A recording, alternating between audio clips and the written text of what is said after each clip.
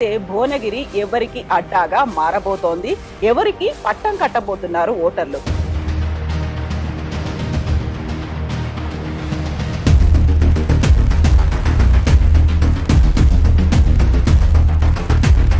కాంగ్రెస్ కి గతంలో ఉన్నటువంటి 50 స్థానాలు కూడా దాటవు, 40 దాటితే చాలా ఎక్కువ అనే మాట ఉంది. రామ మందిరం విషయంలో ఎంత చొచ్చుకపోయినటువంటి బీజేపీ వీళ్ళు ప్రజాస్వామ్యాన్ని సంరక్షిస్తారా లేరా ఈసారి గెలిస్తే అనే ఆలోచన ఏంటంటే ఇక మాకు 400 వస్తాయన్న కాన్ఫిడెన్స్ నుంచి సర్వైవ్ అయితే చాలనే కాడికి బీజేపీ వచ్చినట్టు సర్వేలు చెప్పారు. టీఆర్ఎస్ ని తెలంగాణలో ఓడగొట్టగలుగుతామా అంటే చాలా మంది డిబేట్ చేశారు. 4.5 నెలల కింద తెలంగాణలో ఎలక్షన్స్ జరిగినాయి. ఈ 100 రోజుల పాలన, 120 రోజుల పాలన ఇవన్నీ అయిన తర్వాత ఎట్లా ఉంది? వాళ్ళ మూడేమన్నా మారింది అనుకుంటున్నారా? మీ వైపే ఉంది అనుకుంటున్నారా? వీళ్ళందరికీ ఈరోజు నేను ఒకటి చెప్తున్నా, మనం మాటలు చెప్పుడు కాదు, ఈసారి ఓటు ప్రజాస్వామ్యాన్ని కాపాడడానికే వేయాలి. ఎంపీలు నిలబడ్డ నార్త్ గోవాలో బీజేపీ గెలుస్తుంది, సౌత్ గోవాలో కాంగ్రెస్ గెలుస్తుంది. మొన్నటిదాకా మన ఎన్నికలలో కాంగ్రెస్ ప్రభుత్వం పోవడానికి కారణం బీజేపీ ప్రణాళికలు ఎట్లుంటాయంటే ప్రజలకు అర్థమయ్యే విధంగా చెప్తారు. 2 నిమిషాలు, ఒకటే నిమిషంలో. సో ఇప్పుడు భువనగిరి కాన్స్టిట్యుయెన్సీ ఎట్లుంది అనుకుంటున్నారు? అక్కడ ఉన్నటువంటి పబ్లిక్ వీటన్నిటి గురించి ఆలోచిస్తున్నారా, లేకుంటే అక్కడ ఉన్నటువంటి నియోజకవర్గంలో స్థానికంగా ఉన్న సమస్యలు, లేకుంటే మాకు ఎట్లాంటి లీడర్ కావాలి, ఎట్లాంటి ఎంపీ కావాలన్నది ఆలోచిస్తున్నారా? ముఖ్యమంత్రి రేవంత్ రెడ్డి గారు భువనగిరి నియోజకవర్గం 6 ఎమ్మెల్యేలు ఉన్నారు. ఒక ఎమ్మెల్యే ఓడిపోయి ఇన్ఛార్జ్ ఉన్నాడు. ఈ 7 నియోజకవర్గాలలో డెవలప్మెంట్ కావాలంటే ఎంపీ కూడా కాంగ్రెస్ నుంచి ఉంటే మనకు రావాల్సింది సాధించుకునే ప్రక్రియలో కొంతమందిని పొగడాల్సి వస్తుంది, కొంతమందిని తిట్టాల్సి వస్తుంది, కొంతమందిని తన్నాల్సి వస్తుంది. ఈ ప్రక్రియలో రేవంత్ రెడ్డి గారు మొట్టమొదటి ప్రక్రియ చేసి చూపించిండు. పెద్దన్న, నువ్వు గుజరాత్ సైడే కాదే, మా సైడ్ కూడా చూడాలి. నువ్వు భారతదేశానికి ప్రధానమంత్రికి గుజరాత్ కాదు. ఎయిమ్స్ హాస్పిటల్ ఎవరో పెద్ద మనిషి నేనే తెచ్చినా అంటుండు. భారతదేశంలో ఆయన చేయలేదు, భువనగిరికి ఆయన చేయలేదు. శంకుస్థాప రాళ్ళు వేయడం అనేది గొప్ప కాదు, కట్టి ప్రజలను వాడుకునే విధంగా చేసినప్పుడే గొప్ప. సో ఇన్ఫ్రాస్ట్రక్చర్ వైజ్ నేనైతే సింగిల్ ఫోకస్ అండి నాది. బీఆర్ఎస్ ఎందుకని అంత స్ట్రాంగ్ గా చెప్తోంది రేవంత్ రెడ్డి ఎలక్షన్స్ తర్వాత బీజేపీలో జాయిన్ అయిపోతాడు అనేది ఒక పాయింట్. ముఖ్యమంత్రిగా ఉన్న రేవంత్ రెడ్డి గారు రాష్ట్రంలో ముఖ్యమంత్రి పదవి వదిలిపెట్టి సెంట్రల్ మినిస్టర్ కావాలనుకోని బీజేపీలో జాయిన్ కావాలనుకుంటే ఆ పని 2004 తర్వాతనే చేసుకోడు కదా. బీఆర్ఎస్ వాళ్ళు 10 ఏళ్ల పాలనలు రోజు ఇక్కడ దండుకొని కాళేశ్వరం ప్రాజెక్టులలో డిజైన్లు చేంజ్ చేసి ఇన్ని చేసుకుంటే పెద్దన్న పాత్ర పోషిస్తున్న నరేంద్ర మోడీ ఈరోజు అంతా అయిపోయి దొంగతనం అయిపోయి దొంగలంతా వెళ్ళిపోయి పారిపోయినాక సరే దొంగతనం అయిందా అని చెప్పి ఆ బ్రిడ్జ్ మీదకి వెళ్ళి చూసి కూడా కూర్చుండు దొంగతనం అవుతుంటే. జిహెచ్ఎంసీ ఎన్నికల తర్వాత పుంజుకున్న బీజేపీని చంపేసింది ఎవరు? ప్రజల్ని ఎందుకు తప్పుతో పట్టిస్తారు? ఈ రోజు మళ్ళీ కాంగ్రెస్ ముందంజలు ఉంది, రేపు 12-13 సీట్లు వస్తాయని చెప్పి ఈ రోజు మళ్ళీ బీజేపీని బతికించే ప్రయత్నం ఎవరు చేస్తున్నారు? టీఆర్ఎస్ క్యాండిడేట్ క్యామ మల్లేష్ గారు కూడా గతంలో అంటే ఆల్మోస్ట్ ఒక 40 ఏళ్ల పాటు కాంగ్రెస్ పార్టీలోనే ఉండి బీఆర్ఎస్ లోకి వచ్చిండ్రు. ఆయన మిమ్మల్ని చాలా చిన్న పిల్లోడు, ఒక బచ్చా అని అంటున్నారు. ఏజ్లో బచ్చానే కదా. క్యామ మల్లేష్ అంటే ఆయన మా జిల్లా ప్రెసిడెంట్ ఉండే, ఇక్కడ పార్టీలో టికెట్ ఇవ్వలేదని ఆ పార్టీలకు పోయింది. నేను ఒకటే అడుగుతుంది ఇవాళ మీ ఛానల్ ద్వారా, చాలా ఇంపార్టెంట్ పాయింట్ చెప్తున్నా, లాస్ట్ పాయింట్. నమస్తే, నేను Kavitha. Welcome to I dream news. Parliament ఎన్నికలకు కౌంట్ డౌన్ మొదలైపోయింది. భువనగిరి ఎవరికి అడ్డాగా మారబోతోంది? ఎవరికి పట్టం కట్టబోతున్నారు ఓటర్లు? ప్రస్తుతం మనతో పాటుగా ఉన్నారు భువనగిరి పార్లమెంట్ నియోజకవర్గ కాంగ్రెస్ ఎంపీ క్యాండిడేట్ చామల కిరణ్ కుమార్ రెడ్డి గారు. కిరణ్ గారు నమస్కారం అండి. ఎట్లా జరుగుతుంది మీ క్యాంపెయినింగ్? ప్రస్తుతము కాన్స్టిట్యున్సీ వైజ్ కార్యకర్తల సమావేశాలు నడుస్తున్నాయి. ఈ రోజు ఇక్కడ ఇబ్రహీంపట్నంలోనే ఉంది. మొన్ననే ఎన్నికలు చేసినటువంటి కార్యకర్తలు 7 నియోజకవర్గాలలో 6 నియోజకవర్గాలలో గెలిచిండ్రు, ఎమ్మెల్యేలు గెలిచిరు. వాళ్ళు కూడా చాలా ఇంకా కూడా ఎంతూజియాజం కనపడుతుంది వాళ్ళల్లో. ఇంకా ప్రజల మధ్యానికి వెళ్ళలేదు మేము. ప్రజలు ఇంకా కూడా ఎవరైతే ఈరోజు నిర్ణయించే ప్రజలు ఇంకా కూడా ఎటువైపుర్రు, ఏం ఆలోచిస్తుర్రు? పార్లమెంట్ ఎన్నికలు వచ్చినాయి, అసెంబ్లీ ఎన్నికల తర్వాత పార్లమెంట్ అనేది డిఫరెంట్ పర్సెప్షన్ ఉంటుంది. ఓవరాల్ ఏమైందంటే ఫోకస్ అంతా స్టేట్ పాలిటిక్స్ నుంచి నేషనల్ పాలిటిక్స్ వైపు మళ్తుంది. సో ఈ ఫ్యాక్టర్స్ అన్నీ కూడా ఉంటాయి, సర్వేలు కూడా నడుస్తున్నాయి. As on today Congress is doing very well, especially in Telangana. ఎందుకంటే తెలంగాణలో 10 ఏళ్ల తర్వాత ఫస్ట్ టైం అధికారంలోకి వచ్చినాం. అధికారంలోకి రావడమే కాకుండా ఒక యంగ్ డైనమిక్ చీఫ్ మినిస్టర్, ఈ 100 days పరిపాలన, సరే ఇచ్చిన గ్యారంటీస్లో మ్యాక్సిమం కొన్ని చేసినాము, కొన్నిటికి అంతకుముందే శ్వేతపత్రం ఇచ్చి కరెక్షన్ చేస్తున్నట్టుగా మనం ప్రజల మధ్యన ఒక క్లారిటీ తోటి డే 1 ఎల్బీ స్టేడియంలో ప్రమాణ స్వీకారం చేసే నిమిషం నుంచే క్లారిటీ తోటి ముందుకు పోతుర్రు మా ముఖ్యమంత్రి గారు, మా మంత్రులు. కాబట్టి ప్రజలలో ఇంకేం వ్యతిరేకత లేదు, ప్రజలు చాలా పాజిటివ్ థింకింగ్ ఉన్నారు. ఎట్ ద సేమ్ టైం ఒక నెరేటివ్ బిల్డ్ అవుతుంది లాస్ట్ 15-20 days నుంచి. రామ మందిరం విషయంలో ఎంత చొచ్చుకపోయినటువంటి బీజేపీ వీళ్ళు ప్రజాస్వామ్యాన్ని సంరక్షిస్తారా లేరా ఈసారి గెలిస్తే అనే ఆలోచన ప్రజలలో వచ్చినట్టు కనపడుతుంది నాకు. ఎందుకంటే డెమోక్రసీలో సెక్యులరిజం అనే వర్డ్ని పర్మనెంట్గా ప్రియాంబిల్లోకి వెళ్ళి తీసేస్తారేమో అన్న థాట్ ప్రాసెస్ ప్రజలలో బిల్డప్ అవుతుంది. ఎందుకంటే 400 కావాలి 400 కావాలనే సరికల్లా ప్రజాస్వామ్యంలో పబ్లిక్ తట్టుకోలేరు. అట్లా నాకు 1 side విక్టరీ కావాలని కోరుకోవడం కూడా ఇట్స్ నాట్ డెమోక్రటిక్. నాకు హెల్తీ అపోజిషన్ కావాలని కోరుకుంటేనే డెమోక్రసీ బతుకుతుంది. ప్రజలు కూడా ఈరోజు ఓటేసే ముందు కంపల్సరీ ఆలోచించుకోవాలి. స్వతంత్రం టైంలో దండి మార్చులు, ఉప్పు సత్యాగ్రహాలు ఎట్లా చేసిర్రో ఈరోజు భారతదేశంలో ప్రజాస్వామ్యాన్ని కాపాడనికే 2024 ఎన్నిక చాలా కీలకమైన ఎన్నిక అని చెప్పి మీ ఛానల్ ద్వారా ఈరోజు చెప్తున్నా. ఎందుకంటే 10 ఏళ్ళు పాలన ఇచ్చారు మోడీకి, ఓవర్ కాన్ఫిడెంట్గా తప్పుడు ప్రచారం చేస్తూ మతాల మధ్యన విభజన తీసుకొస్తూ కొన్ని కులాలను తప్పుడు సంకేతాలతో పోలరైజ్ చేయడానికి ప్రయత్నం చేస్తుంది. సో దీన్ని చాలా జాగ్రత్తగా ఆలోచించి ఓటు హక్కుని ఈసారి స్వచ్ఛందంగా భవిష్యత్ తరాల కోసం వేయాల్సిన పరిస్థితి అయితే ఏర్పడ్డది. కాంగ్రెస్ గతంలో యూపీఏ ఉన్నప్పుడు ఎన్నెన్ని ప్రజల కోసం చేయాలనుకుందో, అంటే ఒక సంపన్న వర్గానికే కాకుండా కాంగ్రెస్ ఎప్పుడైనా పేదల పార్టీ. కాంగ్రెస్కి ఒక విజన్ ఉంటుంది.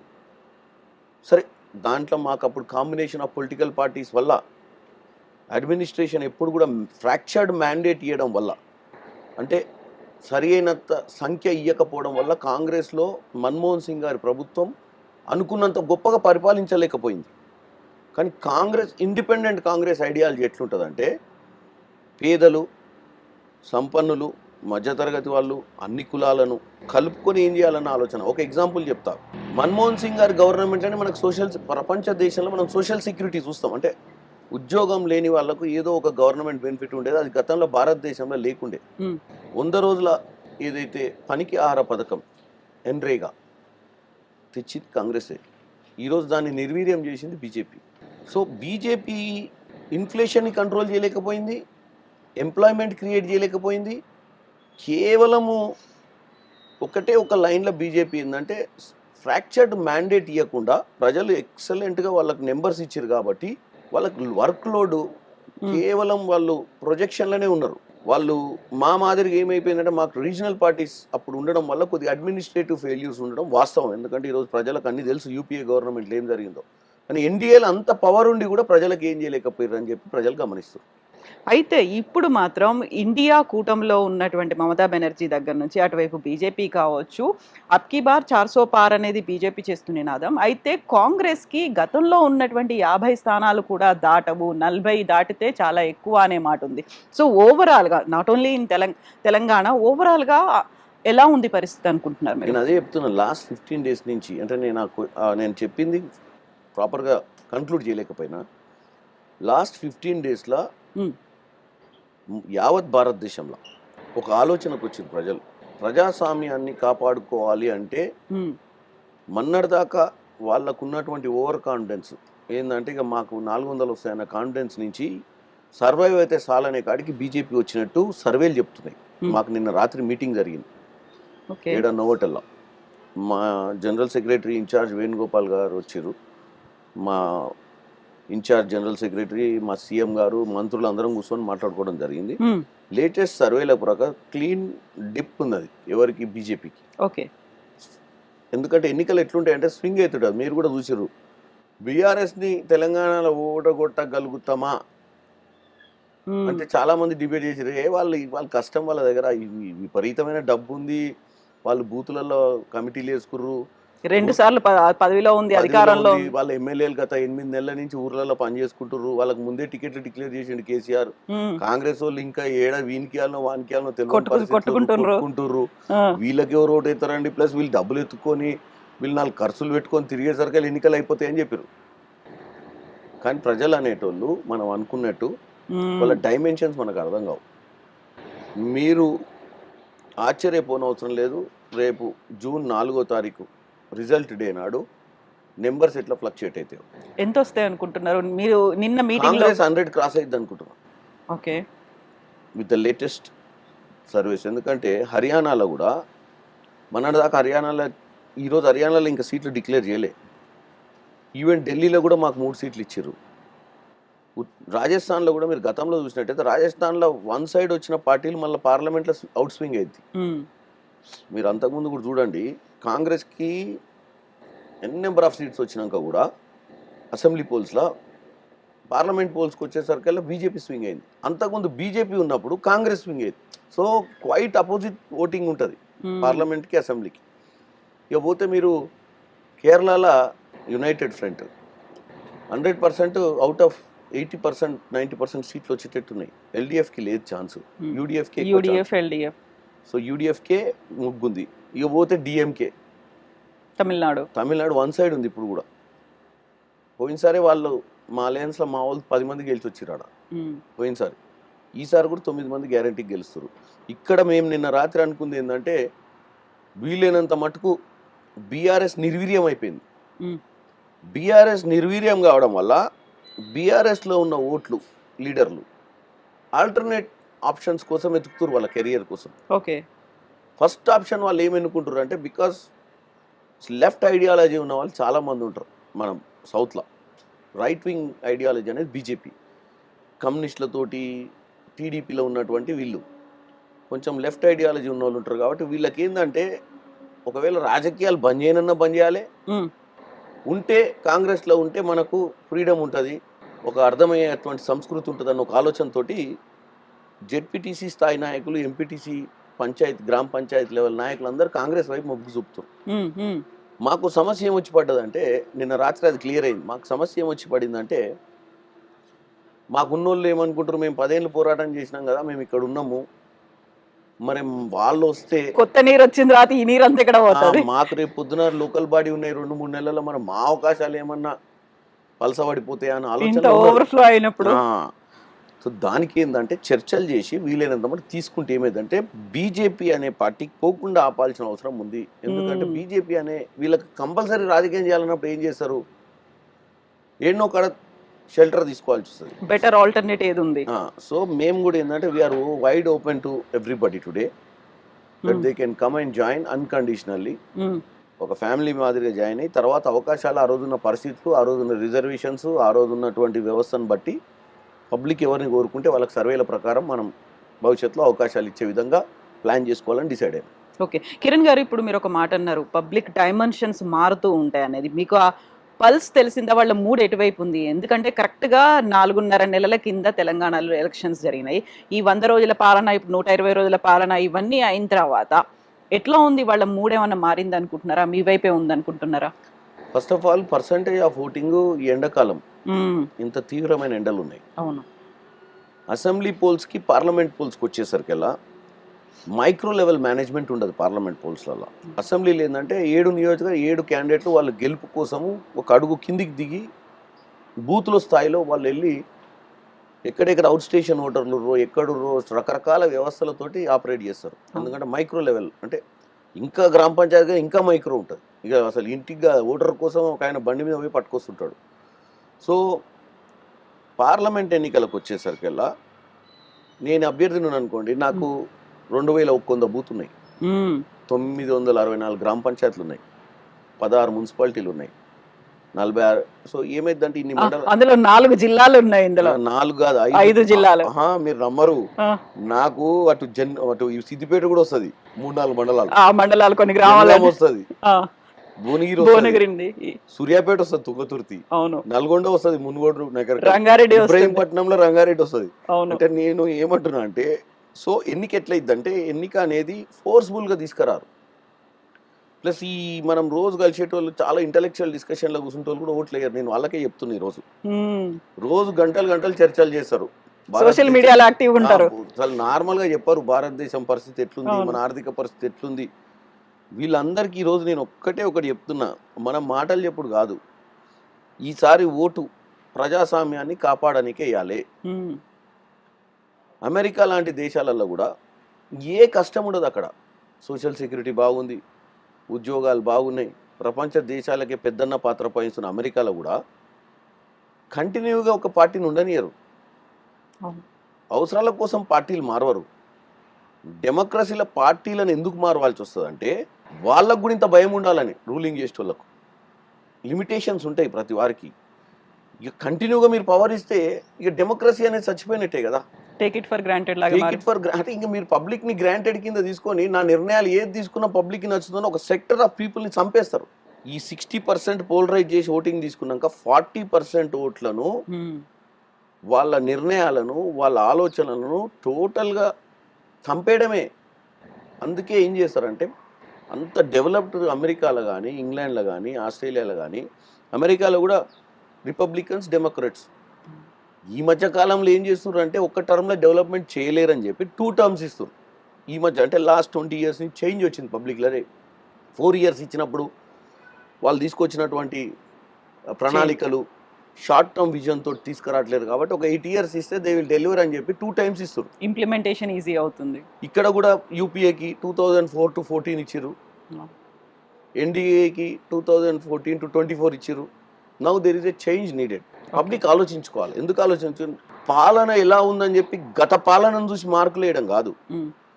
ఒబామా పాలన ఒక తీరుగుండే, బైడెన్ పాలన ఒక తీరుగుంది. ఒబామా పాలనలో ఒక నల్ల జాతీయునికి ఇచ్చిరని చెప్పి అప్పుడు ఒక పెద్ద ప్రపంచ దేశాలకే ఒక చూసిన అమెరికా లాంటి పెద్ద దేశంలో ఎక్కడైతే అంత పవర్ఫుల్ ఎకనామీ ఉన్న దేశంలో కూడా అందరికి అవకాశాలు వస్తాయని ఒక లైన్ పోయింది. సో ఈరోజు నేను ఒక్కటే చెప్తున్నాయి, ప్రజలు కాంగ్రెస్కి ఓటేసి, ఎందుకంటే Congress is other single largest party. ప్రజలు చేసే తప్పేందంటే ఫ్రాక్చర్డ్ మ్యాండేట్ ఇస్తారు.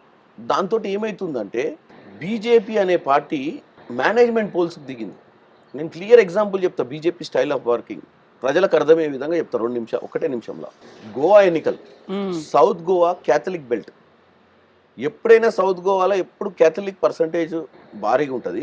ఎంపీలు నిలబడ్డ నార్త్ గోవాలో బీజేపీ గెలుస్తుంది, సౌత్ గోవాలో కాంగ్రెస్ గెలుస్తుంది. మొన్నటిదాకా మన ఎన్నికలలో కాంగ్రెస్ ప్రభుత్వం పోవడానికి కారణం బీజేపీ ప్రణాళికలు ఎట్లుంటాయంటే చిన్న చిన్న పార్టీలను తయారు చేసి వాళ్ళకి ఇంత బడ్జెట్ కేటాయించి ఆ పర్టిక్యులర్ ఓట్లు ఏదైతే వాళ్ళకి రావో, ముస్లిమ్స్, క్రిస్టియన్స్, సిఖ్స్, ఇంకా ఉన్నటువంటి మతాలు ఉంటాయి కదా, దళితులు, మరి అటువంటి ఓట్స్ ఏవైతే వాళ్ళకి రావనుకుంటారో ఆ కొత్త పార్టీని తీసుకొస్తారు. ఆ ఓట్లను తీసుకొని ఒక బీసీ పార్టీని తీసుకొచ్చి ఏం చేస్తారంటే వాళ్ళ మీద ప్రయోగం చేసి వాళ్ళ దగ్గర నుంచి కొంత పర్సెంటేజ్ ఆఫ్ ఓట్ తీసుకుంటారు. వీళ్ళకి అర్థం కాదు, ఓటర్కి ప్రలోభాలకు గురైపోయి ఓ 10% 5% ఆ కమ్యూనిటీ ఓట్ ఒక సైడ్ పోయేసరికల్లా ఇక్కడ మ్యాండేట్ బ్రేక్ అయ్యి కాంగ్రెస్ పార్టీ 0.1% తోటి అధికారం కూలిపోయింది గోవాలో. ప్రతి దగ్గర 300 ఓట్లతో ఓడిపోయిన 12 నియోజకవర్గాలు. ఆ 300 ఓట్లు ఎటుపోయినాయి అని చూస్తే కేవలం వీళ్ళు వచ్చి దాంట్లోకి వెళ్ళి చీల్చనికే కొన్ని టీఎంసీ పార్టీ వచ్చి నిలబడ్డది, ఆమ్ ఆద్మీ పార్టీ వచ్చి నిలబడ్డది, తర్వాత ఇంకో కొత్త ఫుట్బాల్ పార్టీ అని ఒకటి వచ్చి నిలబడ్డది, గోవా యునైటెడ్ అని. ఇవన్నీ కూడా ఫండెడ్ బై బీజేపీయే చాలా వరకు. సో దీన్ని ప్రజలు గమనించాల్సిన అవసరం ఉంది. మీరు ఏమనుకుంటారంటే మీరు చూసిందంత గమ్మత్తుగా ఉంటుంది, కానీ మీరు ఒకసారి గంట ఆలోచించి అసలు వేరే ఏ దేశాలలో కూడా 2 పార్టీలు ఉంటాయి, ప్రజల్ని కన్ఫ్యూజ్ చేయరు. మ్యాండేట్ కూడా ఈజీ ఉంటుంది. రేపు క్వశ్చనింగ్ కూడా నేను ఓటేసింది ఎవరికి అంటే ఇక్కడ వేసినావా ఇక్కడ వేసినావా. 2 పార్టీలకు వేసినప్పుడు ఏంటంటే నేను ఓటేసింది దీనికోసం అని పని చేయించుకునే పరిస్థితి ఉంటుంది.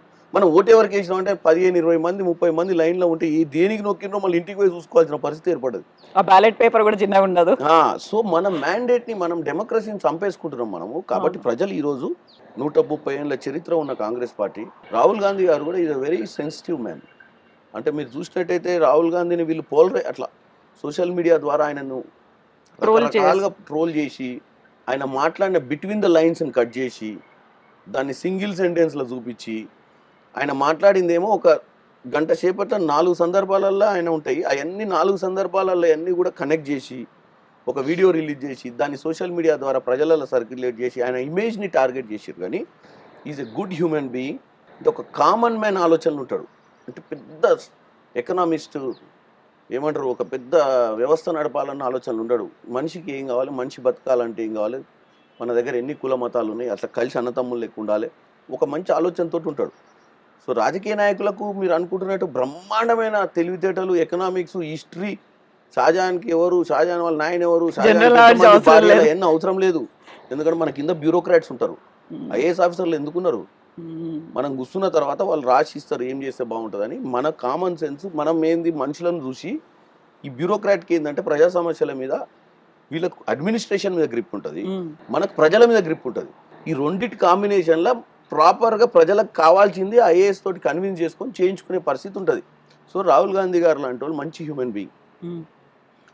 ఆయనను తప్పుగా చిత్రీకరించి తప్పుగా ఆయనను సోషల్ మీడియాలో వీళ్ళు చేసిరు తప్ప is the best person to become the prime minister of the state as a human being. ఆయన బ్యాక్గ్రౌండు హంబుల్ బ్యాక్గ్రౌండు, గాంధీ కుటుంబంలో పుట్టినా కానీ ఏ రోజు కూడా ఏమంటారు హైప్లకు పోలే. మీరు ఒకసారి చూసినట్టయితే మనోళ్ళు గంట ఛాన్స్ ఇస్తే సార్ కుర్చిస్తే గంట కూర్చుంటాం సార్ ప్లీజ్ సార్ అని అడుక్కునే రోజులు ఇవి. అరే ఆయన కావాలనుకుంటే 2009లో మన్మోహన్ సింగ్ గారు జరగండి నేను కూర్చుంటా అంటే 2 నిమిషాలు సార్ ప్లీజ్ సార్ అని పెట్టి కూర్చోబెట్టినాడు. కానీ ఏ రోజు అట్లా నేను కూడా ప్రజలు నాకు ప్రైమ్ మినిస్టర్గా వాళ్ళే యాక్సెప్ట్ చేసి నన్ను కూర్చోబెట్టినప్పుడు డెలివరీ చేస్తా అనుకునే వ్యక్తి. కానీ మనం పెద్ద మనుషులందరినీ పక్కకు దూసేసి ఆ రోజు అద్వానీ గారిని ఇద్వానీ గారు పాపం, ఆ రాజ్నాథ్ సింగ్లు వీళ్ళంతా పాపం వెనకటి నుంచి పార్టీలో ఫస్ట్ నుంచి పనిచేసిన వాళ్ళు అసలు కనుమరుగైపోయారు ఆ పార్టీలో. వాళ్ళకి ఇప్పుడు అసలు ఎప్పుడన్నా పాసులు ఇస్తురో లేదో మీటింగ్లో కూడా తెలుస్తలేదు. సో ఇప్పుడు భువనగిరి కాన్స్టిట్యుయెన్సీ ఎట్లుంది అనుకుంటున్నారు? అక్కడ ఉన్నటువంటి పబ్లిక్ వీటన్నిటి గురించి ఆలోచిస్తున్నారా, లేకుంటే అక్కడ ఉన్నటువంటి నియోజకవర్గంలో స్థానికంగా ఉన్న సమస్యలు, లేకుంటే మాకు ఎట్లాంటి లీడర్ కావాలి, ఎట్లాంటి ఎంపీ కావాలన్నది ఆలోచిస్తున్నారా? వాళ్ళ పర్సెప్షన్ ఎట్లుంది? డెఫినెట్గా భువనగిరి ప్రజలు ఈరోజు భువనగిరి ప్రజలకు ఉన్న ఏకైక సమస్య, భువనగిరి ప్రజలే కాదు తెలంగాణలో ఉన్నటువంటి, మా భువనగిరి అంటేనేమో కొంచెం కరుడు కట్టినటువంటి, మేమంతా కమ్యూనిస్టులతో పోరాటం చేసి పెరిగిరు వీళ్ళంతా. ఇప్పటికి కూడా మీరు 60 ఏళ్ళ పైచిలుకు 50 ఏళ్ళ పైచిలుకోళ్ళ దగ్గరికి వెళ్ళండి, మీరు భువనగిరి వాళ్ళు మీరు తెచ్చుకుంటే వాళ్ళు ఏంటంటే ఒకప్పుడు మేము కమ్యూనిస్టులతో పోరాటం చేసారు. కాంగ్రెస్ వర్సెస్ కమ్యూనిస్ట్ అంటే రెండు లెఫ్టే ఐడియాలజీ, రైట్ కాదు. కాంగ్రెస్ వచ్చి సెంటర్ ఐడియాలజీ వచ్చి ఫుల్ స్వింగ్ ఉంటుంది. ఇటు పేదోన్ దగ్గర నుంచి ఒక బ్రాహ్మణుని దాకా కాంగ్రెస్ కనెక్ట్ అయ్యే పార్టీ ఉండే పోస్ట్ ఇండిపెండెన్స్. ఈడ పోటీ కింద దొరల గడీలు పగలగొట్టి అని చెప్పి బండెనక బండి పాటలతోటి ఉద్యమాలు నడిచేది మా దగ్గర. ఏడవైనా ఉద్యమ పాటలే ఉంటుండే నల్గొండలో 84 ముందు 85 ముందు. సడన్గా ఏమైపోయింది, ఎన్టీ రామారావు గారు వచ్చారు. లెఫ్ట్ ఐడియాలజీ ఉన్న వాళ్ళంతా అప్పుడు లెఫ్ట్లో కొద్దిగా డౌన్ కాగానే అందరూ అందులోకి షిఫ్ట్ అయ్యారు. సో మా దగ్గర బీజేపీ అనే పార్టీ ఎంత చేసినా, ఎన్ని ఉపాయాలు చేసినా, ఎంతమంది కులాల పేరు పెట్టి రెచ్చగొట్టినా ముందు కొద్దిగా ఇంటుంటారు. ఇప్పుడు మీరు నా దగ్గరకు వచ్చినప్పుడు నేను చెప్తే ఇంటే పాజిటివ్ అని కాదు, మీరు అబ్జర్వ్ చేస్తూ ఉంటారు. దాన్ని వినేదాన్ని చూసి పల్స్ ఏమైందంటే అదే పర్లేదు కన్వర్షన్ అవుతుంది అనుకుంటారు. ఏం కన్వర్షన్ కాదు. సో భువనగిరి ప్రజలకు ఈరోజు కావాల్సింది మంచి అడ్మినిస్ట్రేషన్. మనకు రావాల్సిన నిధులు మనకు వచ్చి మన రోడ్లు, మనకి హాస్పిటళ్ళు, ఎందుకంటే ఎయిమ్స్ హాస్పిటల్ ఎవరో పెద్ద మనిషి నేనే తెచ్చినా అంటుండు. భారతదేశంలో ఆయనదే లేదు, భువనగిరికి ఆయనదే లేదు. అన్ని రాష్ట్రాలకు ఎయిమ్స్ ఇచ్చిర్రు. అన్ని రాష్ట్రాల ఎయిమ్స్ 3-4 ఏళ్ల క్రితమే ఆపరేషన్లకు వచ్చి ఇప్పటికే లక్షల కొద్ది ఆపరేషన్లు చేసిర్రు ప్రజలకు. మన దగ్గర ఎయిమ్స్ తెచ్చిర్రు కానీ 10 ఏళ్ల నుంచి దాని మిగతా నిధులు తీసుకొచ్చి దాన్ని కంప్లీట్ చేసి దాన్ని ఫుల్ ఫ్లెడ్జ్ హాస్పిటల్ చేయలేని పరిస్థితి బీఆర్ఎస్ పార్టీ. ల్యాండ్ అలాట్ అయింది, బిల్డింగులు కట్టి మధ్య శిథిలావస్థకు వచ్చి ఉండే. మధ్యనే మా కోమటిరెడ్డి వెంకటరెడ్డి గారు వచ్చినాక కొద్దిగా దాని మీద పోరాటం చేసిండు, ఏందా ఎయిమ్స్ ఏం చేస్తురని. లేకపోతే మీరు ఎయిమ్స్ అనే హాస్పిటల్ భువనగిరిలో ఉన్నట్టు చాలా మందికి తెలియదు. ఇంకా నిమ్స్ తెలుసు, అవును, ఎయిమ్స్ తెలియదు. ఎయిమ్స్ అనేది నిమ్స్ కంటే 5 times పెద్దగా ఉంటుంది. దానికి 1800 కోట్ల బడ్జెట్ అలాట్ అయింది ఆ రోజు. కానీ ఆ బడ్జెట్ తీసుకురాలేదు. నేను తెచ్చినా అని చెప్పుకోవడం గొప్ప, శంకుస్థాపన రాళ్ళు వేయడం అనేది గొప్ప కాదు. కట్టి ప్రజలను వాడుకునే విధంగా చేసినప్పుడే గొప్ప. సో ఇన్ఫ్రాస్ట్రక్చర్ వైజ్ నేనైతే సింగిల్ ఫోకస్ అండి నాది. బాగా కాంప్లికేటెడ్గా చెప్పను నేను. ఫస్ట్ మా ప్రభుత్వం ఉంది, ముఖ్యమంత్రి రేవంత్ రెడ్డి గారు. భువనగిరి నియోజకవర్గం 6 ఎమ్మెల్యేలు ఉన్నారు. ఒక ఎమ్మెల్యే ఓడిపోయి ఇన్ఛార్జ్గా ఉన్నాడు. ఈ 7 నియోజకవర్గాలలో డెవలప్మెంట్ కావాలంటే ఎంపీ కూడా కాంగ్రెస్ నుంచి ఉంటే, నేను కాంగ్రెస్ ఎంపీగా ఉంటే నేను ఢిల్లీలో పోయి మాకు రావాల్సిన నిధులు తెచ్చుకుంటా. మా 7 ఎమ్మెల్యేలు ఇప్పుడు కిందికి పోయి వాళ్ళు ఇచ్చిన కమిట్మెంట్ తోటి, గెలిచిన కమిట్మెంట్ తోటి అక్కడ ఉన్న ఇన్ఫ్రాస్ట్రక్చర్ డెవలప్ చేసుకుంటారు. రేపో ఎల్లుండో జరగబోయే జిల్లా పరిషత్ ఎన్నికలు, ఎంపీటీసీ, సర్పంచ్లను గెలిపించుకుంటే ఈ 3 టైర్ల అందరూ కాంగ్రెస్ ఉన్నప్పుడు అడ్మినిస్ట్రేషన్ ఏంటంటే ప్రతిదీ రెస్పాన్సిబిలిటీ సేమ్ ఉంటుంది. మీరు మధ్యాహ్నం ఎంపీని ఓ పార్టీ, ఎమ్మెల్యేను ఓ పార్టీ, సర్పంచ్ను ఓ పార్టీ పెడితే వీళ్ళు ముగ్గురు కలిసి మాట్లాడుకునేసరికి ప్రజలు ఆగమవుతారు. సో ఇచ్చే మ్యాండేట్ని 5 years ఎక్సలెంట్ మ్యాండేట్ ఇవ్వండి, రిజల్ట్ ఓరియంటెడ్ మ్యాండేట్ ఇవ్వండి. మీరు క్వశ్చనింగ్ చేసే కెపాసిటీ మీ దగ్గర ఉండాలి. నా దగ్గర ఏంది, మా ఎమ్మెల్యేలకు నిధులు లేవు. ముఖ్యమంత్రి గారు ఏమంటారు, మీరు ఎంపీలు అందరూ పోయి పార్లమెంట్లో గలం ఇప్పి మనకు విభజన హామీల ప్రకారం 2014 నుంచి 2024 దాకా రావాల్సినటువంటి బడ్జెట్ ఇంకా రాలేదు, మనకు అలాట్ చేసింది. ఎందుకు రాలేదంటే గ్యాప్ ఫండింగ్ వీళ్ళు ఇవ్వలేదనో ఏదనో కొన్ని ప్రాజెక్టుల మీద. ఇప్పటికే మా రేవంత్ రెడ్డి గారు కూడా ఎంత ఓపెన్గా మీరు చూసిరు కదా, ఆదిలాబాద్లో డైరెక్ట్ స్టేజ్ మీద భారతదేశంలోనే దాంట్లో నేను చెప్తా లాజిక్. మనల్ని ఎన్నుకునే వాళ్ళు ప్రజలు, వాళ్ళకు న్యాయం చేసేటప్పుడు వసుదేవుడు అంటటోడు గాడిద కాళ్ళే పట్టుకుండా అవసరానికి. ప్రజలకు మనం గెలిపించినాక ప్రజలకు మనం జవాబుదారు. పార్టీ అనేది ఒకటి, ప్రజలు ఓటేసేది డెవలప్మెంట్ కోసం. వాళ్ళ డెవలప్మెంట్ కుంటుపడుతుందని తెలిస్తే, ఎక్కడ కుంటుపడుతుందో తెలుసుకొని మనకు రావాల్సింది సాధించుకునే ప్రక్రియలో కొంతమందిని పొగడాల్సి వస్తుంది, కొంతమందిని తిట్టాల్సి వస్తుంది, కొంతమందిని తన్నాల్సి వస్తుంది.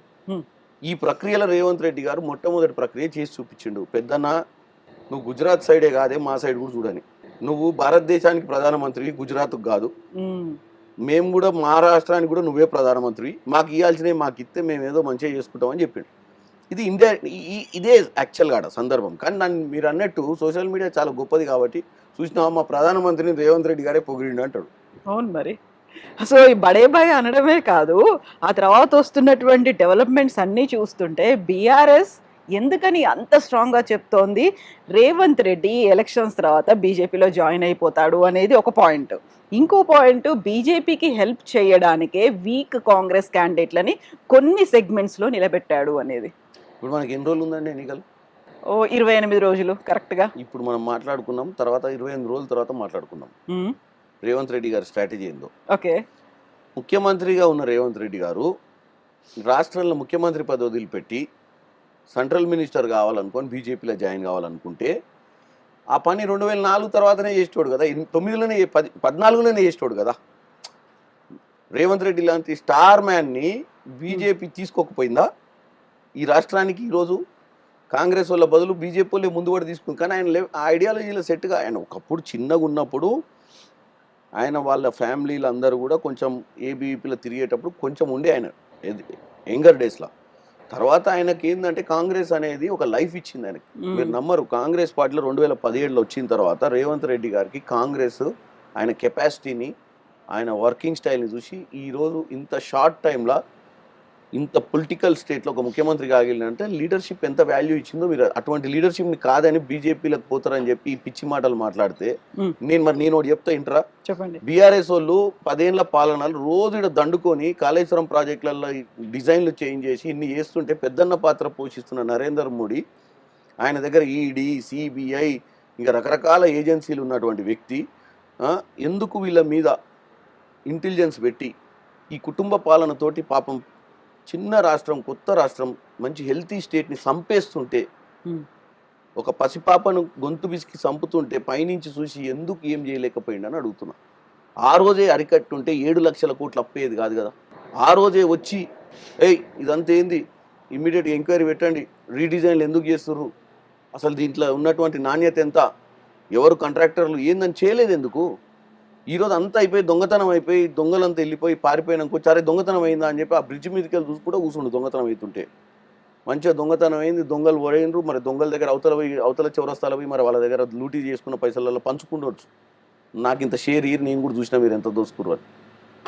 సో నేను ఒకటే చెప్తున్నా, మోడీ బీఆర్ఎస్ ఈరోజు ఏమంటుందంటే ప్రజల్ని తప్పుతో పట్టేయమంటారు. ప్రజల్ని తప్పుతో పట్టేయడం అంటారు. ఏమనంటే చూసిరా కాంగ్రెస్ పార్టీలో ఓటేసి ఈయన కూడా బీజేపీలోకి పోతాడని. అవును, ఇన్ని రోజులు కవితను అరెస్ట్ చేయలేము. మరి అరెస్ట్ చేసేదేదో ముందే అరెస్ట్ చేస్తే అప్పటికే వాళ్ళు బండి సంజయ్ని తీసేసి కవిత నరేష్ చేయక వాళ్ళ పార్టీని వాళ్ళు నిర్వీర్యం చేసుకున్నారు ఈయన కోసం. Hmm. ఏది ఈయన గెలుస్తాడని నమ్మకంతో. ఇప్పుడు ఓడిపోగానే ఏం చేస్తారు తెలుసా, ఈయన పార్టీని ఈయన నిర్వీర్యం చేసుకుంటుండు. ఏది బీఫామ్లు ఇచ్చే తీసుకుంటే వాళ్ళు కూడా లేకుండా చేసుకుంటు. బీఫామ్లు ఇచ్చినాక ఎవరు కాన్స్టిట్యున్సీలో లేకుండా పారిపోతుర్రు ఎమ్మెల్యే క్యాండిడేట్లు. అంటే వీళ్ళిద్దరి మధ్యన ఒక అండర్స్టాండింగ్ ఉంది.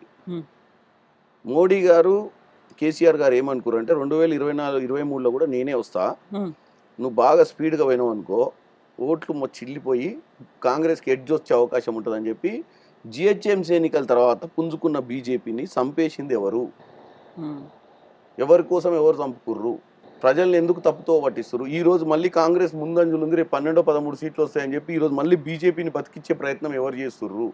కావాలని వాళ్ళ కార్యకర్తలు ఇన్నేళ్ల నుంచి ఉన్న కార్యకర్తలను చంపేసి వాళ్ళని ప్రొవోక్ చేసి బీజేపీలకు పంపించే ఉపాయం చేసే అటువంటి కుట్ర ఎవరు చేస్తుర్రు. అయితే మీరు బీఆర్ఎస్ బీజేపీ మధ్య అండర్స్టాండింగ్ ఉంది అని చెప్పినప్పుడు కూడా వస్తున్నటువంటి ప్రధానమైనటువంటి ఆరోపణ బీఆర్ఎస్ వైపు నుంచి కాంగ్రెస్ అండ్ బీజేపీ మధ్య అండర్స్టాండింగ్ ఉంది, రేవంత్ రెడ్డికి నరేంద్ర మోదీకి మధ్య అండర్స్టాండింగ్ ఉంది. ఇప్పుడు గతంలో తెలంగాణని రిప్రజెంట్ చేసినటువంటి బీజేపీ ఎంపీలు, ఇప్పుడు ప్రజెంట్ ఉన్నటువంటి సిట్టింగ్ ఎంపీలు, కొంతమంది టాప్ మోస్ట్ బీజేపీ లీడర్లు గెలవడానికి ఒక 6-7 స్థానాల్లో కొంచెం వీక్గా ఉన్న క్యాండిడేట్లని నిలబెట్టి ఇండైరెక్ట్గా సహకరిస్తున్నారు అనే మాట. అందులో భువనగిరి కూడా ఉంది అనేది నేను అందుకే చెప్తున్నా అండి. ఇవాళ ఎన్నో తారీఖు, ఈరోజు 15వ తారీఖు కదా. భువనగిరి సీట్ అయితే నేనే నిలబడ్డా కదా. అవును, నేను సీట్ నాకు ఎట్లొచ్చింది, ఈ సీట్ విషయంలో ఎంతమంది ప్రయత్నం చేసిర్రు, ఇంటర్నల్ కాంపిటీషన్ ఎంత ఉండే, ఏ పరిణామాలు వచ్చిందో నాకు తెలుసు. అవును.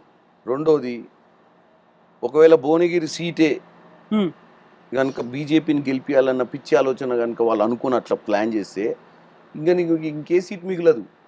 ఎందుకంటే 3 లక్షల మెజార్టీ ఉన్న సీట్ని ఎవరికో ఇచ్చి ఓడగొట్టాలని వీళ్ళు కావాలని మ్యాచ్ ఫిక్స్ చేయడం అనేది రాంగ్. వాళ్ళు ఇంకేదైనా చెప్పుంటే మనం ఇంకా కొంచెం డిస్కషన్ చేసుకుందాం, భువనగిరి తప్ప ఇంకేదైనా సీట్ గురించి చెప్పుంటే. ఎందుకంటే ప్రత్యక్షంగా భువనగిరితో పాటుగా మల్కాజ్గిరి ఉంది, సికింద్రాబాద్ ఉంది, చేవెళ్ళ ఉంది, ఆ తర్వాత నిజామాబాద్ ఉంది, కరీంనగర్ ఉంది. ఇప్పుడు వెరీ రీసెంట్గా రేవంత్ రెడ్డి పదే అంటున్నటువంటి ఒక మాట, ఒక కుట్ర పన్నుతున్నారు, నా వెనకాల ఏదో జరుగుతోంది అనే మాట మహబూబ్ నగర్కి సంబంధించి. అక్కడ డీకే అరుణ కూడా ఉన్నారు. సో ఇప్పుడు మనం మాట్లాడుకున్న దాంట్లో ఆల్మోస్ట్ చిన్న ఎగ్జాంపుల్ చెప్పి మీరు క్లారిటీ ఇస్తా. సికింద్రాబాద్ సీట్ దానం నాగేందర్, ఈరోజు మీరు నేను నిన్ననే ఒక డిస్కషన్ క్యాంపెయినింగ్ చేస్తున్నారా? దానం క్యాంపెయినింగ్ కాదు, అక్కడ 5 లక్షల చిల్లర ఓట్లు. ఈరోజు ప్రజాస్వామ్యాన్ని కాపాడుకోవాల్సిన అవసరం, బీజేపీని అరికట్టాల్సిన అవసరం ఉన్న ఓట్లు ఇవే. దానం నాగేందర్ గారు కనుక ఈ 5,50,000 ఓట్లను పోలింగ్ బూత్కు తీసుకపోతే చాలండి, వాళ్ళ ఏనికి రెడీగుర్రు. మీరు వేరే లాజికే బంద్ చేయండి. మనం ఒకటే మాట్లాడుకుంటాం, ప్రజాస్వామ్యాన్ని కాపాడాల్సిన అవసరం 2024లో ఉంది. స్వతంత్ర పోరాటంలో ఉద్యమం చేసిన విధంగా ఈరోజు 24లో మనం అందరం పోయి పోలింగ్ స్టేషన్లో ఓట్లు వేయాల్సిన అవసరం ఉంది. సికింద్రాబాద్ సీట్ కాంగ్రెస్ గెలవబోతుంది. ఈ 5,50,000 మంది నా మైనార్టీ సోదరులు, క్రిస్టియన్ సోదరులు, దళితులు, వెనుకబడ్డ వర్గాలు, ఎవరెవరైతే బీజేపీ పాలనల చిన్న చిరు వ్యాపారులు, జిఎస్టీ దెబ్బకు కుంగిపోయినటువంటి వ్యాపారులందరూ కనుక ఈ సికింద్రాబాద్ లాంటి సిటీలో ఓట్లు వేయడానికి కనుక పోలింగ్ స్టేషన్కి పోతే దానం నాగేందర్ గారు గెలుస్తారు. సింపుల్. ఎందుకు పోవట్లేదు మరి? పోతారు కదా. ఇప్పుడు మీరు అందుకే నేను ఏమంటున్నా, 28 రోజులు ఉందండి. 28 రోజుల్లో చివరి 2 రోజుల్ని మనం వదిలేయాలి, క్యాంపెయినింగ్ ఉండదు. ఇక June 4th రిజల్ట్, మనం June 4th మాట్లాడుకుందాం. అంటే పోలింగ్ డే అయినాక కూడా మనం ఇట్లనే మాట్లాడుకుంటాం కన్ఫ్యూజన్ లా. June 4th రోజు రిజల్ట్ వచ్చినాక మీరు మళ్ళీ ఇంటర్వ్యూ చేయండి. డెఫినెట్ గా. ఎందుకు చేయాలంటే నేను చెప్పిన లెక్కలు. సో అప్పుడు కిరణ్ కుమార్ గారు ఎంపీ క్యాండిడేట్ గా, ఇప్పుడు ఎంపీ క్యాండిడేట్, అప్పుడు ఎంపీ అవుతారు, అంతేనా? ఆ ప్రాసెస్ లో ఉన్నా నేనేందంటే నేను చాలా ఏమంటారు ఓవర్ కాన్ఫిడెంట్గా ఉండా. ఓకే. నేను నా కార్యకర్తలకైనా మా కాంగ్రెస్ లీడర్లకైనా అయిపోయింది అనుకోవద్దు. మన పని మనం 100% చేయాల్సిన లెగ్ వర్క్ కానీ చేయాల్సినటువంటి ప్రాసెస్ని 100% ఫ్రూట్ఫుల్గా చేయాలి. చేసి రిజల్ట్ ఎక్స్పెక్ట్ చేయాలి. ఫ్రీ రిజల్ట్ అవసరం లేదు మనకు. మనం ఎక్కడ కూడా మొన్ననే గెలిచినాం కదా అన్న ఒక్క అలసత్వంతో తప్పులు చేయొద్దు. బూత్ ఎట్లా నడిపినామో అలాగే మా బూత్ కార్యకర్తలు కూడా బూత్ నడపాల్సిందే. ఓటింగ్ ప్యాటర్న్స్, ఓటర్ మ్యాపింగ్ అన్నీ చేసుకొని ఓట్లు వేయించుకోవాల్సిందే. ఎంత బాగా గెలిస్తే నా కోసం చేస్తలేరు. మా లీడర్లకు కూడా చెప్తున్నా నేను, నెల రోజులలో రేవంత్ రెడ్డి గారు జూన్ 4 తర్వాత ఇమీడియట్గా నోటిఫికేషన్ తీసుకొచ్చి సర్పంచ్ ఎన్నికలు, జెడ్పీటీసీ, ఎంపీటీసీ ఎన్నికలు పెడుతుండు. ఎందుకు పెడుతుండు అంటే పాలనకు నిరంతరం ఏమంటారు డిస్టర్బెన్స్ ఉండొద్దు, కంటిన్యూ ప్రాసెస్లో 4 ఏళ్ళు పాలనలు ఉండాలి, మళ్ళీ ఎలక్షన్ కోడ్లు ఇవి రాకుండా ప్రజలకు డిస్టర్బెన్స్ ఉండొద్దు అని చెప్పి ఎటే స్ట్రెచ్ కొట్టేయాలన్న ఆలోచనలు ఉండు. వీళ్ళు ఇప్పుడు అలసత్వం రాస్తే ఆ ప్రయోగం వీళ్ళు ఏదో ఎంపీ పెద్ద ఎన్నికే కదా ఓట్లు వేస్తారని వీళ్ళు కనుక ప్రాపర్ పేపర్ వర్క్ చేసుకొని పని చేయకపోతే డెఫినెట్గా ఆ రిజల్ట్ వీళ్ళ మీద కూడా పడుతుంది రేపు లోకల్ బాడీ ఎలక్షన్స్ మీద. కాబట్టి ఈ 2-3 నెలలు ప్రజలను ఇంటాక్ట్లో పెట్టుకొని మనం రాజకీయం చేయాలి. చేస్తే నాకు అయితే 3 టైర్ నేను ఇందాక చెప్పినట్టు ఎమ్మెల్యేలు గెలిచిరు, ఎంపీ గెలిచి వీళ్ళు ఎంపీటీసీలు సర్పంచ్లకు గెలిస్తే ఏమైందంటే ఈ ప్రాసెస్లో సక్సెస్ఫుల్గా అందరూ సక్సెస్ అవుతాం. ఇది నేను మా కార్యకర్తలకు చెప్పే సూచన. సో భువనగిరి నియోజకవర్గానికి సంబంధించి పార్లమెంట్ అనేది 2008లో ఏర్పడ్డ తర్వాత 2 సార్లు ఆ కోమటిరెడ్డి బ్రదర్సే అక్కడ ఎంపీలు అయ్యారు. సో అది వాళ్ళకి కంప్లీట్ అడ్డా అండ్ హోల్డ్ ఉంది. ఆ తర్వాత ఒకసారి బూర నరసయ్య గౌడ్ గెలిచారు, ఆయన కూడా ఇప్పుడు బరిలో నిలబడ్డారు. సో ఫుల్ కాంపిటీషన్ అనేది ఉంది. సడన్గా మా కిరణ్ కుమార్ గారి పేరు బయటకు వచ్చింది, ఆయన్ని అనౌన్స్ చేశారు. కోఆర్డినేషన్ అనేది ఎలా ఉంది కాంగ్రెస్ పార్టీ నుంచి? మాది ఒక బల్గం సినిమాలో కుటుంబం, మీరు చూసారు కదా బల్గం. మేము మా ఇళ్ళల్లో మేము చాలా చిన్న చిన్న పంచాయతీలు ఉంటాయి కానీ మేము బయటికి ఒకసారి డిసైడ్ చేసుకొని వచ్చినాక మేము అందరం అన్నతమ్ములుగా ఉంటాం. ఈరోజు మీరు చూసినట్టయితే నా ఎన్నిక ప్రచారం మొత్తంలో రాజగోపాల్ రెడ్డి గారిదే, ఆయనే డైరెక్షన్, ఆయనే ప్లానింగ్ అంతా. ఇప్పటికి 3 నియోజకవర్గం, ఇవాళ 4వ నియోజకవర్గం. ఈ ఎన్నికను ఈ భువనగిరి నియోజకవర్గం అనేది 2009లో ఫామ్ అయింది. రాజగోపాల్ రెడ్డి గారు ఫస్ట్ ఎంపీ, సెకండ్ బూర నరసయ్య గౌడ్ గారు చేశారు, థర్డ్ కోమటిరెడ్డి వెంకటరెడ్డి గారు చేశారు. 3 ఎన్నికలు రాజగోపాల్ రెడ్డి గారే చేశారు గతంలో. సో ఆయనకు అనువు తెలుసు. ఈ 2100 బూత్లో ఆయన మనుషులు ఉన్నారు. రెండోది నేను ఒకటే అడుగుతున్నా ఇవాళ మీ ఛానల్ ద్వారా, చాలా ఇంపార్టెంట్ పాయింట్ చెప్తున్నా, లాస్ట్ పాయింట్. కుల మతాలతోటి ఓట్లు అడుక్కోవాల్సిన పరిస్థితి కొంతమందికి వచ్చింది ఇవాళ బీజేపీ ఎంపీ గారికి. నేను అన్ని కులాల మతాల నాయకులకు ఒకటే చెప్తున్నా, డెవలప్మెంట్ అనే నినాదం, మనకు ప్రాపర్ గవర్నెన్స్ అనే నినాదంతో ఓట్లేయాలి. నేను చామల కిరణ్ కుమార్ రెడ్డిగా ఫస్ట్ టైం నాకు అవకాశం ఇస్తురు, కానీ ఆల్రెడీ కాంగ్రెస్ పార్టీ నుంచి 2కి అవకాశం ఇచ్చిర్రు ఈ పార్లమెంట్లో. నేను కంపేర్ చేసుకోమంటున్నా ఈ ముగ్గురిని, రాజగోపాల్ రెడ్డి గారిని, బూర నరసయ్య గౌడ్ గారిని, కోమటిరెడ్డి వెంకటరెడ్డి గారిని. మరి 2 రెడ్లు గతంలో ఎంపీలు అయిన తర్వాత ఓన్లీ రెడ్లకే సేవ చేసిర్రా? బీసీల ఇళ్లకు కూడా వచ్చి వాళ్ళు ఏమన్నా మంచి చెడు ఉన్నప్పుడు సొంత జేబులలో ఖర్చులు పెట్టి డబ్బులు ఇచ్చి సాగు బతుకులలో కాపాడిరా? చూసుకోవాలి. అంటే ఇవాళ మా అన్నలు 2 ఎంపీలు అయ్యారు ఇదివరకు. మా అన్నలు 2 అయినప్పుడు ఎంతమంది గౌడ్లకు, ఎంతమంది యాదవులకు, ఎంతమంది ఎస్సీలకు, ఎంతమంది క్రిస్టియన్ల దగ్గరికి దావతులకు పోయిర్రు, ఫంక్షన్లకు పోయిర్రు, సాగు బతుకులకు పోయి అటెండ్ అయ్యారు, ఎంతమంది హాస్పిటల్లో పడితే హెల్ప్ చేసిర్రు? ఒక్కసారి ప్రజలు ఆలోచించుకోవాలి. మరి బూర నరసయ్య గారు 2014 నుంచి 19 దాకా ఆయన గెలిచినప్పుడు మన ఆయన ఎంతమందికి సేవ చేసిండు, ఎన్ని రోజులు ఆయన ప్రజలకు సమయం ఇచ్చిండు, ఎంతమంది గౌడ సామాజిక వర్గంలో నాయకులను తయారు చేసిండు, ఎంతమంది గౌడ బిడ్డలకు ఉద్యోగాలు ఇప్పించిండు, ఎంతమంది గౌడ్లను ఈరోజు ఎంపవర్ చేసిండు ఆ జిల్లాలో చూడాలి. లేదా ఎనీ యాదవులను కానీ, మున్నూరు కాపులను కానీ, ముదిరాజులను కానీ, పద్మశాలను కానీ. సో నేను అనేది ఏంటంటే పబ్లిక్ని కన్ఫ్యూజ్ చేయొద్దు అంటున్నా. నీ కన్స్ట్రక్టివ్ లైన్ ఏంది? నువ్వు already once you are tested, నీకు ఒకసారి అవకాశం ఇచ్చిర్రు, చామల కిరణ్ కుమార్ రెడ్డికి ఇయ్యలే. సో ఆయనను నన్ను కంపేర్ చేయలేరు కాబట్టి ఆయనను మా బ్రదర్స్ 2ని కంపేర్ చేయమనండి, నాకు ఓటు వేయమనండి. నేను మా బ్రదర్స్ అడుగుడు జాడలో నడిచి సేమ్ వాళ్ళు ఎంత టైం ఇచ్చిర్రో ఇవాళ నాకు తెలిసి రాజగోపాల్ రెడ్డి గారు ఈ మొత్తం రాష్ట్రంలోనే కాదు భారతదేశంలోనే అత్యధిక సమయము, అత్యధిక ఆయనకున్నటువంటి వనరులను ఖర్చు పెట్టినటువంటి వ్యక్తి ప్రజల కోసం. ఎవరు పెట్టలే అంత. ఎందుకంటే మీరు ఏంటన్నా చూడండి, వాళ్ళకు 90% వాళ్ళ జేబులో డబ్బులు ఉండాలి అంతే, ఉంటే అవి అమ్మటే సాయంత్రం కల్లా మడత పెట్టాలి, వాటిని ఎవరికైనా వచ్చిన వాళ్ళకి ఇచ్చేసేయాలి. అటువంటి తత్వం ఉన్న వాళ్ళు. సో కంపేర్ చేసుకోమండి. నేను గొప్పగా చెప్పుకోవద్దు నా కాంగ్రెస్ వాళ్ళని, నాకు సోదరులని, నేను ఏదో గొప్పగా చెప్పుకోవద్దు వాళ్ళ గురించి. నేను చెప్పిన మాటల్ని కంపేర్ చేసుకోమంటున్నాను. ఇప్పుడు ఈ ఇంటర్వ్యూ చూసినాక అవును నిజమే కదా చామల కిరణ్ కుమార్ రెడ్డి చెప్పింది. మరి కోమటిరెడ్డి సోదరులు అయితే 24 గంటలు అవైలబిలిటీ ఉంటారు, మంచి చెడు ఏదున్నా ఖర్చులకు కానీ ఏది కానీ ఇంట్లోకి వెళ్ళి, అంటే ఎంపీ నిధులు కాదు నేను చెప్పేది, ఎంపీ నిధులు కాకుండానే సొంత నిధుల గురించి చెప్తున్నాను. వాళ్ళు సంపాదించుకున్న సొంత ధనం చాలా ఖర్చు పెట్టినటువంటి వ్యవస్థ. మొన్ననే జనగాంలో వృద్ధులకు ఒక ఆశ్రమం కట్టించారు. ఎక్కడ లేదు అటువంటి వృద్ధాశ్రమం.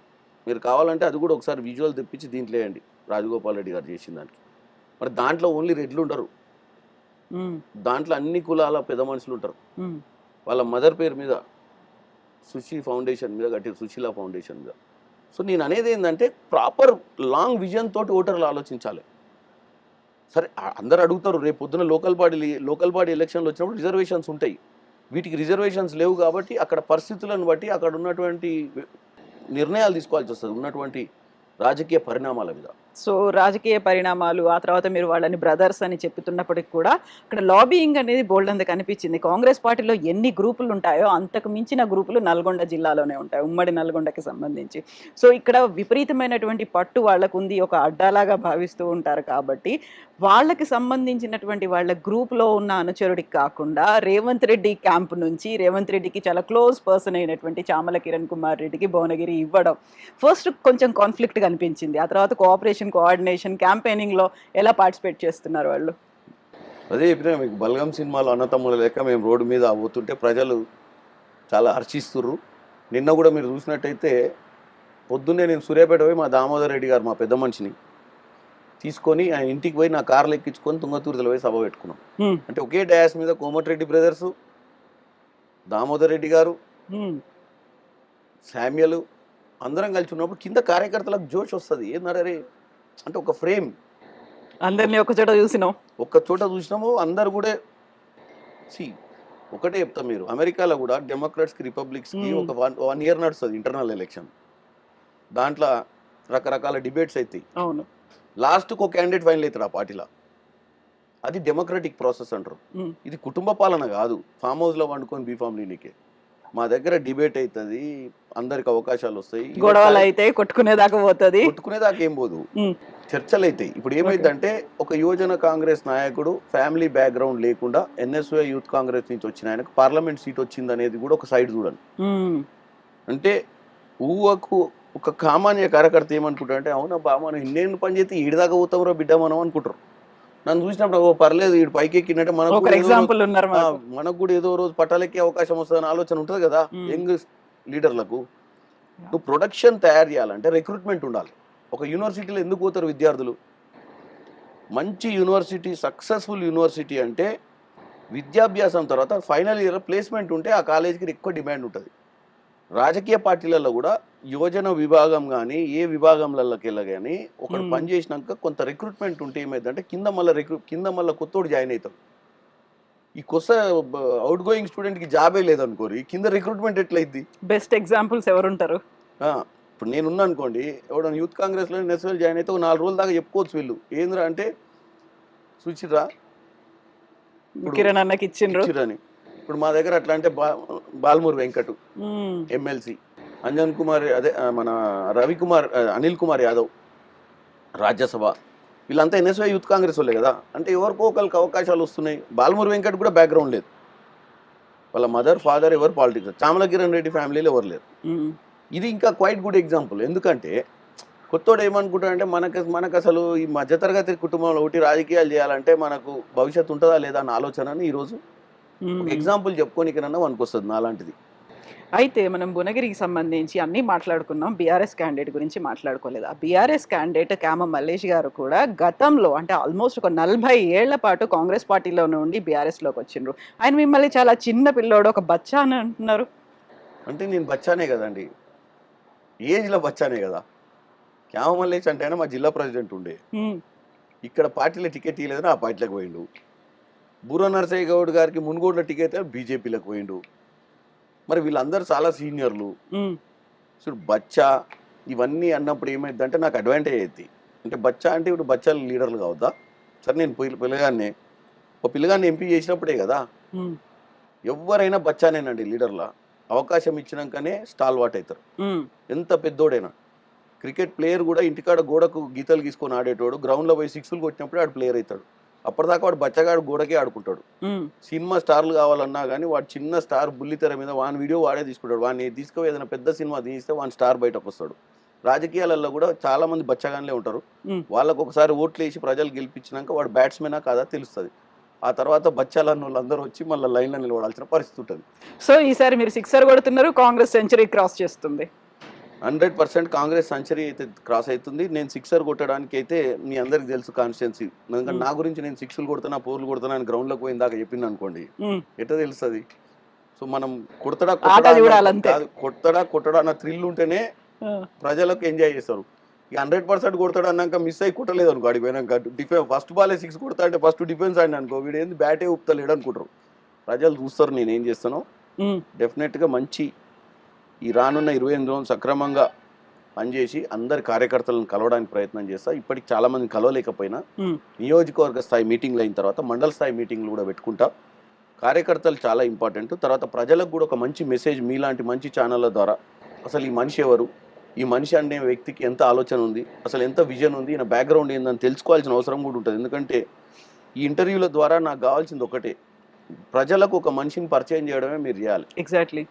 నాలో ఉన్నటువంటి సబ్జెక్ట్ని మీరు ఎక్స్ట్రాక్ట్ చేసి, అసలు నాలో అంటే మీలాంటి యాంకర్స్ మ్యాక్సిమం నన్ను ఎక్స్పోజ్ చేయగలగాలి. చేసినప్పుడు ఏమవుతుందంటే వాళ్ళు కూడా ఒక అండర్స్టాండింగ్కి వస్తారు, ఓకే ఈ విధి విధానాల నుండి ఈ క్యాండిడేట్ అని. అప్పుడు ఆటోమేటిక్గా నాకు పాజిటివ్ వైబ్రేషన్స్ వస్తాయి. ఎందుకంటే నేను 18 లక్షల ఓటర్లను 1 to 1 కలవలేను. కలిస్తే సోషల్ మీడియా ద్వారానో మీలాంటి ఛానళ్ళ ద్వారానో నేను పరిచయం చేసుకోవాల్సి వస్తుంది. ప్రచారం చేసిన ఒక రథం మీదనో ఒక వేదిక మీదకి వెళ్ళి మాట్లాడినప్పుడే చూడగలుగుతారు. కాకపోతే డెఫినెట్గా కార్యకర్తలను మాత్రం టచ్ చేయాలనుకుంటున్నాను గ్రామ స్థాయి దాకా. యాక్షన్ ఉంది మధ్యలో, వాళ్ళతో మీకు ఉన్నటువంటి కమ్యూనికేషన్స్ ఎలా ఉన్నాయి? Will follow you. Thank you so much. All the best to you అండి కిరణ్ గారు. బెస్ట్ విషెస్ టు యూ అండి.